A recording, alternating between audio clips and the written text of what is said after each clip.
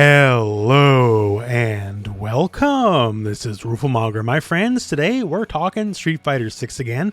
So last night through today is the closed beta test madness. Everyone's just fishing for keys. And thankfully, very luckily, I did manage to get a key myself. God bless, right? And God bless you all on your journey to get a key as well. But we can actually boot up the game a little bit. This is what you're seeing right now. You can't play the game right now, but you can boot it up and see some of the options available. And there's some very, very interesting things to be seen here. Things like how ranked works, because that's a big deal in Street Fighter, right? A lot of options and accessibility is there as well to be found. And little things like, looks like we'll have clans in the game as well. So that said, let's just dig into it here and see all the options available to us. First up, let's talk about ranked. So ranked is 8 different leagues. We have Rookie, Iron, Bronze, Silver, Gold, Platinum, Diamond, and Master. So Iron, that's kind of a neat little addition, I guess. And of course, there's no Ultimate, Grandmaster, Warlord, or whatever, but give it time, because that might be in the future. But these are your core 8 ranks. And each rank has 5 levels. So there could be like Platinum 1, 2, 3, 4, 5. Go beyond that, then you're in Diamond, 1, 2, 3, 4, 5, into Master, so on and so forth. So there's multiple tiers within each rank. And you earn league points and you rank up by winning, just like Street Fighter 5. Now here, though, is where things get somewhat interesting, as each of the ranks have their own different rule sets. So say in Rookie, if you're in Rookie rank, you get a win streak bonus and you never lose league points. So it's basically almost impossible to not eventually push yourself out of the Rookie ranks. From Iron through Gold ranks, you still get your win streak bonuses if you have them. You will not be demoted out of the current league you're in. So if you're Silver, you can never go below Silver. And when it comes to your ranks within the ranks, like Silver 1, 2, 3, 4, 5, you can go up and down those. But if you are to rank down, you'll get 1 match worth of protection just to so you can kick your butt into gear and play better the next match, right?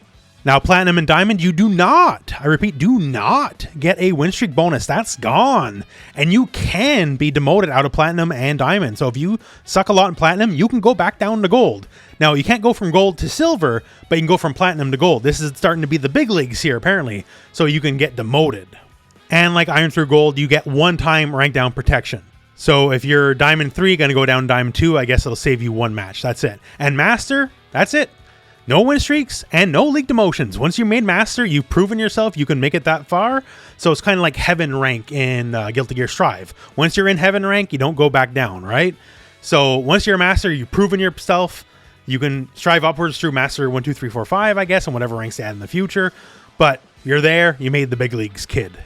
And also, while starting rank, you can do some placements to help determine where you should be from the start, because not everyone's really a rookie right out of the bat, right? You don't want Daigo in the rookie ranks tearing people up. So all in told, pretty interesting stuff. Some very smart changes how that all works. Also, some fun little bonus info. The Game Center, the retro games, there's rankings. So you can actually go for big scores and other people have to see your big score in the battle lounge. So that's good. That's kind of stuff I might waste too much time on personally. Other notes we can see here, Battle Hub matches. So it's confirmed here, the arcade cabinets you see in the lounge, you can just go into them and play each other if you want to outside of the usual ranked setting. And of course, naturally, you don't have to play regular matches. You can do the extreme battles, like you've seen the silly stuff with the ball and the bull. So whatever you want to play, you can do it. Fighter profile, so sort of like what it was in Street Fighter 5, but apparently just a little bit more expanded. You can check the records, avatar, and clubs of the person. Now, clubs isn't expanded upon, but maybe it's like dojos in Street Fighter 5, where it's just kind of like a clan system. That's what I'm hoping for anyways. And finally, your battle settings. So one of the good things right off the gate here, you can queue up for ranked or casual matches and just do whatever you want in between then. So it says you can start up an arcade mode thing, maybe like the classic retro games, training, combos, whatever. You can do other stuff while waiting on your matchmaking besides just waiting in training mode. So maybe you can play some Street Fighter 2 while you're waiting for your Street Fighter 6 match. You can customize your character and your titles, and the titles, by the way, are pretty elaborate here. I'm just going to splice this in from a recent Twitter post. So you can customize it like this. So the opponent will see, here comes a match. You'll see whatever art style you want, whatever graphics and bonuses you want, lightning, fire, whatever. There's a lot of ways to customize your character. It's pretty crazy. As you can see by this, lots of options. And I know it's not the biggest deal, but I love stuff like this. This is just so great. So I'm happy it's there. Just a little bit of extra personality for you and how you want to represent yourself. That's just great. Now let's look at the depth of some of the options here. First, just the game screen itself. So even though this is a basic shot, we actually can tell quite a bit from this.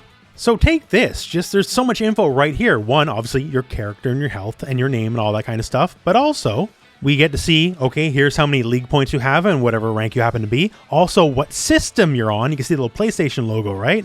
So right here with crossplay being enabled for this game, and God bless it for it, we'll see, okay, you're on PlayStation, you're on PC, or you're on Xbox. Get to display whatever title you have. That kind of personalization is always great. Any kind of win streak, well, there you go. And also we can see stuff like ping mid-match, that's good. We have a connection stability bar, that's good. So all this stuff will be displayed to us just kind of right out of the gate. More information is always great, especially because, to me anyways, it's presented in a way that you get to see all the info you need to see, and it doesn't particularly clutter up the screen or anything like that, right? Just looks good, all the info is presented, awesome. And also you can see this against different backgrounds, so you know how it would look on a different stage, and to me, still looks fine, right? So I think that's a success. And now for options. Like, honestly, you know, some of these are pretty basic, right? They're just going to be the basic video game options you see in most other games, but there are some interesting ones. Here you can see the control scheme that's set to modern right now, but one of the things you can see here is button release input. That is negative edge, and you can turn negative edge on or off now. It's not always on like it usually is in Street Fighter. For most people that won't really matter, but if you are particular about that, it is an option for you to change now. Sound settings. So there's some interesting stuff here. The basic stuff, well, it's the basic stuff, but when it comes to detailed sound effects, things in the settings like the distance to the opponent sound. So the sounds change regarding how close or far away the enemy is. That's a big deal. A lot of people that have vision problems, and yes, there is a lot of people with vision problems that play fighting games. That's amazing. Playing by sound's an awesome fact. Hell, someone like me, hit sound volume, where you can pump up the sound of the hits themselves. I'm a bit hard of hearing myself. So usually I play a lot of games which I just turn the sound off. Like, it really doesn't really matter to me. But on certain things where, you know, like counter hits or stuff like that in certain games, sound effects are a big deal. That I can crank all the way up, and that'll be a big benefit to me. And yeah, there's just a lot of good stuff here. Like, every permutation of sound that you want to change around in the game, when it comes to the actual gameplay, it looks like you can just manipulate all of it. That is truly fantastic and great. Other really cool stuff, more accessibility settings here. So you can play sounds depending on your distance to the opponent. It's like, it'll let you notify you roughly how far you are. That's really cool. A sound effect if you get hit by a cross-up attack. That's awesome. You can turn on the option to have different sounds play for mid, low, or overhead attacks. That's also great. Like, this is all a big home run. Like, usually, to be frank, only Ubisoft cares about this kind of stuff in video games. Like, good accessibility options. You don't really see it outside of Ubisoft games, and here we are, man. This is just, like, you could easily just gone away and not done this and no one would have complained for the most part anyways, right? But they went the extra mile, and that is great. Like, that is a step above and beyond for Capcom, and big applause for that. The only thing I see that I don't like is here in the graphics setting, in that we have the resolution and performance mode stuff again. I captured this on the PS5 version. I would hope we're almost 2 years into the PS5's life, right? Where we would be beyond the point of needing this little toggle. Just give me 4K 60 FPS and call it a day, right?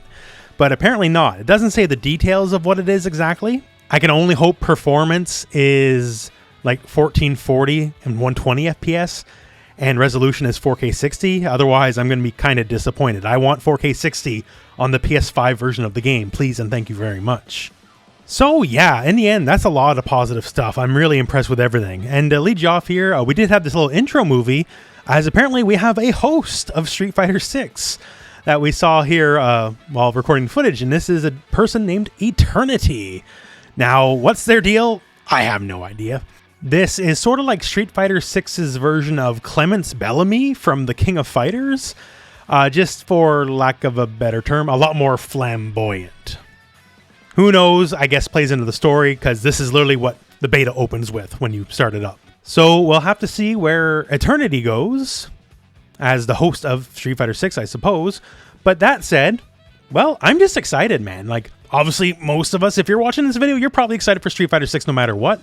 But seeing the breadth of the options available, seeing the accessibility options, seeing the changes to how the rank system works, because to me it's just strictly better than how it was in Street Fighter 5, I'm down for all of this. I'm really looking forward to it, and I know you probably are too. So that said, we're only a few days away from the beta now, and And look forward to the channel and look forward to the coverage on the channel. And of course, if you have any ideas for videos you want to see, let me know. I'm very active in the comments. And otherwise, well, my friends, we're at the end of the video. So thank you very much for watching. Hope this video has found you well, and go out and play some Street Fighter 6.